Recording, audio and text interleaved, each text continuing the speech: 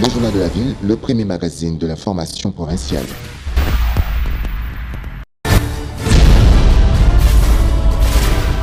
Tout de suite, le journal.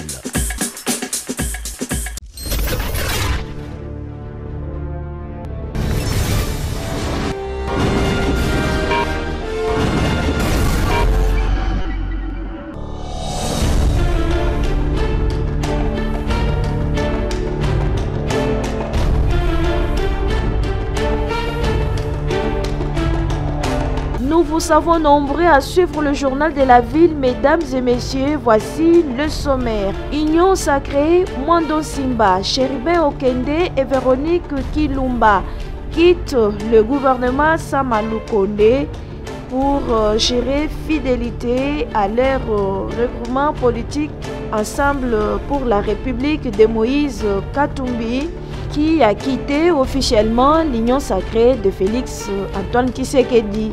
Ouverture ce mercredi à Kinshasa d'une session conjointe des lancements des projets intitulés Renforcement du travail parlementaire des promotions de l'état des droits par le Bureau des liaisons avec le Parlement de la Conférence épiscopale nationale du Congo, CENCO. C'est tout pour le sommaire, mesdames et messieurs.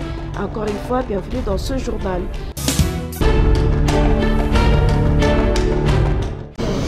Gouvernance participative, décentralisation, élections et transparence en République démocratique du Congo, le Bureau des liaisons avec le Parlement de la CENCO, BLP CENCO, entend contribuer à la traduction de la vision de l'Église catholique, celle l'avènement d'un développement durable et intégré en RDC.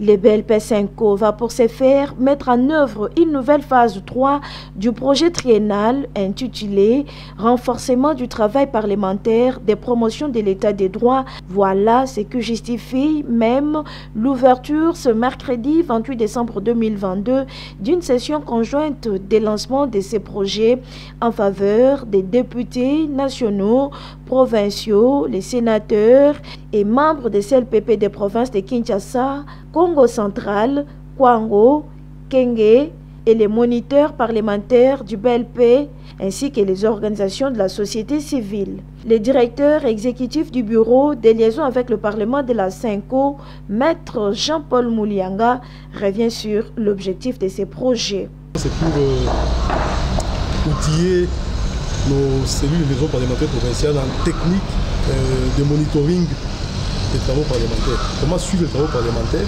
pour dégager des éléments qui nous permettront de monter des dossiers et qui permettront à notre hiérarchie, principalement nous à CENCO, de mener des plaidoyers avisés. Des plaidoyers qui sont appuyés par des dossiers bien étudiés, afin de changer la donne.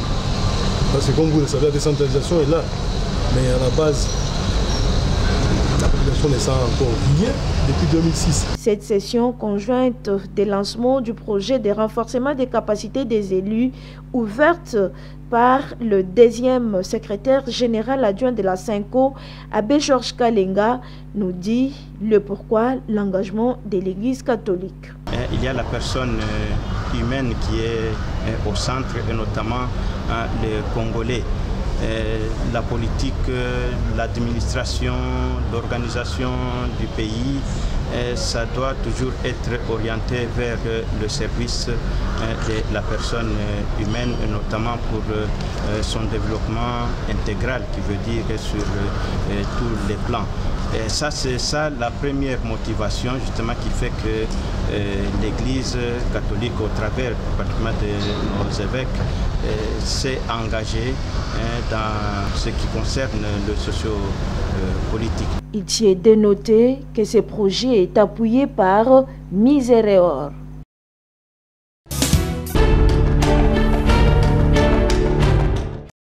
Le cardinal Fridolin Ambongo s'est enrôlé ce mardi 27 décembre 2022 à Kinshasa. L'archevêque de Kinshasa invite la population à remplir ses devoirs civiques. Plus les Congolais se font enrôler, nombreux, plus il y a possibilité de faire des bons choix aux élections prochaines, a-t-il souligné. Mais je suis venu ici au centre d'enrôlement parce que, comme tout le citoyen congolais l'a appris depuis samedi, on peut s'enrôler pour les élections de l'année prochaine.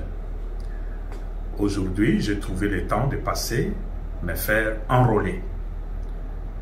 Parce que je crois aux élections, je crois que de bonnes élections peuvent changer le devenir du peuple congolais. Je suis arrivé dans ce centre, ici au collège Saint-Raphaël.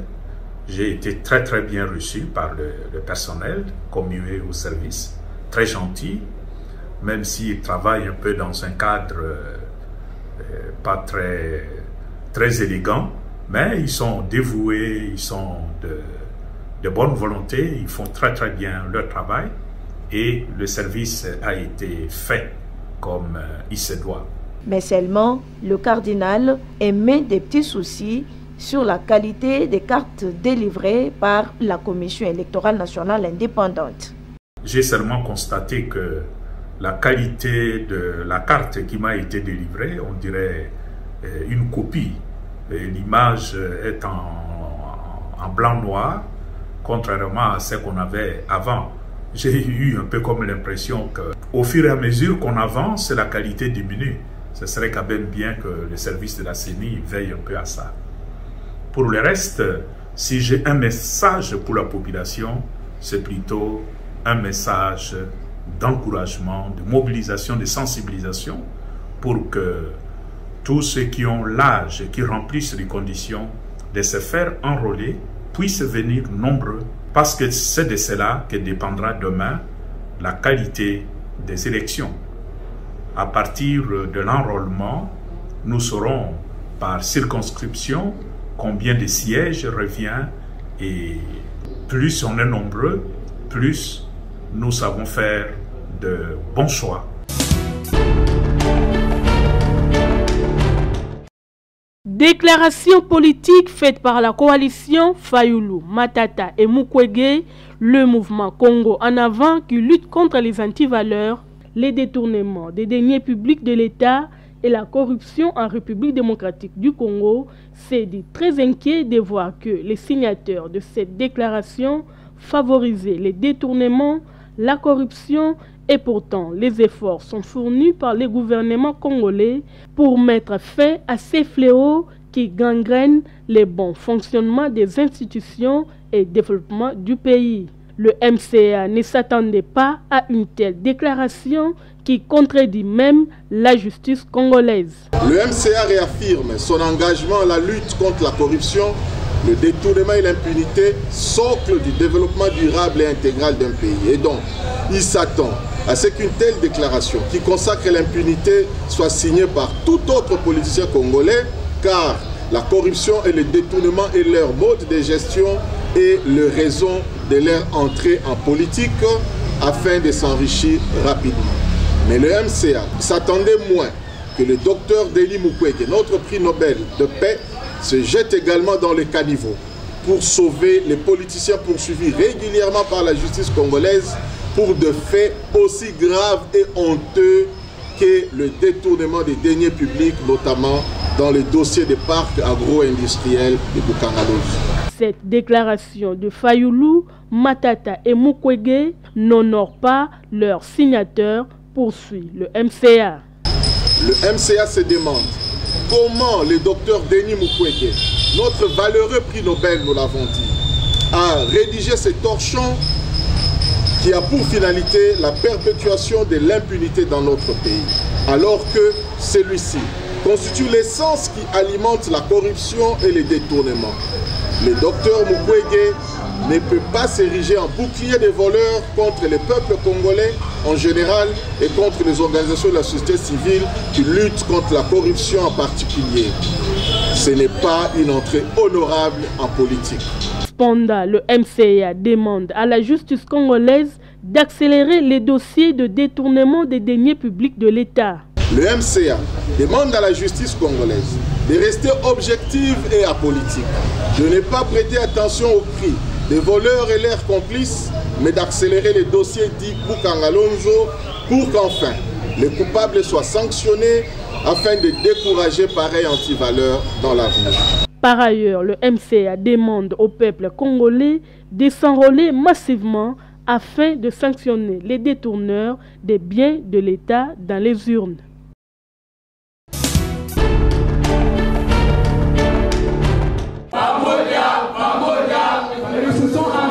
Après la sensibilisation des jeunes de Massina, précisément au quartier Mapela, à s'enrôler massivement, l'Union des jeunes congolais pour les changements, IJCC, coordination provinciale de Kinshasa, s'est rendue ce samedi 24 décembre 2022 à Lemba, sous-région, pour dire aux jeunes de Lemba que l'heure a sonné.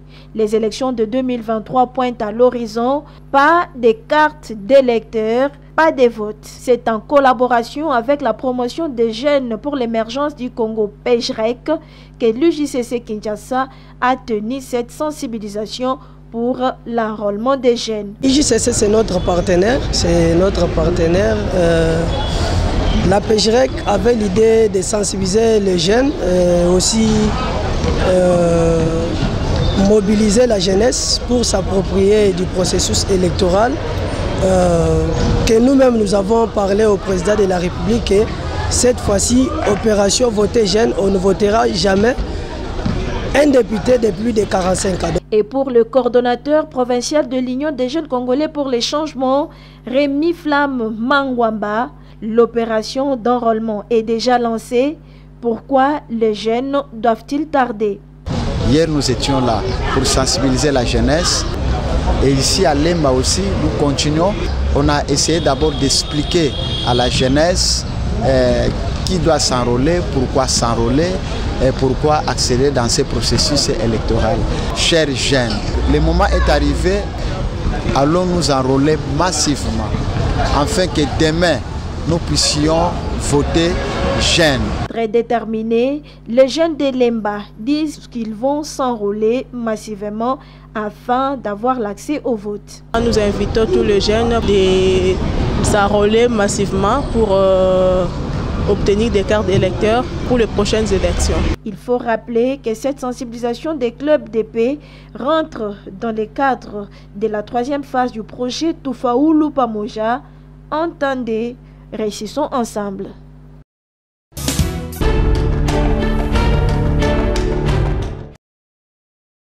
La ville de Niamey, capitale de la République de Niger, a abrité du 21 au 22 décembre 2022 la 53e réunion du Conseil de ministres de l'OADA. Au terme de cette réunion, le président de la République démocratique du Congo, Félix Antoine Tshisekedi Tshilombo, devient le président en exercice de l'OADA et la ministre d'État, ministre de la Justice et garde de Sceaux, Rose Mutombo, devient la présidente des conseils de ministres de cette grande organisation régionale qui regroupe 17 pays. À cette occasion, le président sortant a transféré les symboles du pouvoir à Rose Mutombo Kiese. Il faut souligner que le mandat de la RDC coïncide avec le 30 ans d'existence de l'OADA. Dans son discours, le président sortant et ministre de la Justice du Niger a déclaré: la situation administrative et financière de l'OADA continue de nourrir des controverses et devient le serpent de mer qui empoisonne la sérénité indispensable à son bon fonctionnement. La question devient une préoccupation majeure qu'il urge de purger pour assurer la viabilité et la crédibilité de l'OADA. Au-delà, l'OADA doit à l'avenir approfondir la réflexion sur la conception même de sa gouvernance. Peut-être que le mode de système de gouvernance, dans sa vision initiale, doit être repensé. Et pour sa part, la présidente entrante du Conseil de ministres de l'OADA, Rose Mutombo Kiese, a remercié son prédécesseur pour l'honneur et la confiance placée en elle pour présider l'organisation. Le mandat de la République démocratique du Congo, mon pays, coïncide avec les 30 ans de l'OADA. J'entends, lors de la prochaine session de notre organisation à Kinshasa, décliner ce qui sera notre programme d'action pour le plus grand bien de notre organisation et surtout pour redynamiser notre organisation et achever ce que mon prédécesseur a eu à commencer. Après 3 jours de travaux organisés au Cercle Elaïs de Kinshasa, soit du mercredi au vendredi 23 décembre 2022, par le ministère de l'Enseignement supérieur et universitaire à travers l'ISTEM Kinshasa en partenariat avec l'ONG internationale Méristopèse, MSI, les participants à ces travaux experts venus du ministère de l'Enseignement supérieur et universitaire, des services spécialisés du ministère de la Santé et le comité de pilotage de l'ISTEM ont adopté un module de formation pour les étudiants sages-femmes, particulièrement de l'ISTEM, sur l'article 15 alinéa 2 du protocole de Maputo et des normes directives soins complets d'avortement centrés sur la femme, SCAF en sigle. Une validation obtenue juste après la présentation, échange et débat dans la salle. En organisant cet atelier, l'ISTEM veut former des professionnels en matière des questions d'avortement, question de mettre fin à toutes les fausses spéculations sur l'avortement sécurisé en République démocratique du Congo. Professeur Eugénie Kabali, secrétaire académique à l'ISTEM Kinshasa, nous en dit plus. L'ISTEM, c'est un grand partenaire et nous voulons former suffisamment les professionnels en collaboration avec le ministère de la Santé. Et le docteur Patrick Diemo, représentant résident pays MSI, partenaire du gouvernement congolais, revient sur l'importance de cet outil validé et adopté à ce jour. Cet atelier de validation est premièrement une réalisation de l'engagement du gouvernement à travers la ratification de la charte de Maputo. C'est un aboutissement de cet engagement par rapport à la vulgarisation de ce protocole, mais plus particulièrement en rapport avec l'article 14 qui reconnaît aux femmes et les droits d'accès à la planification familiale. Prenant la parole à son tour, au nom du ministre de l'ESU, Moïndo Nzangi Empêché, le directeur de son cabinet a félicité les participants pour le travail abattu et attend d'eux les résultats positifs.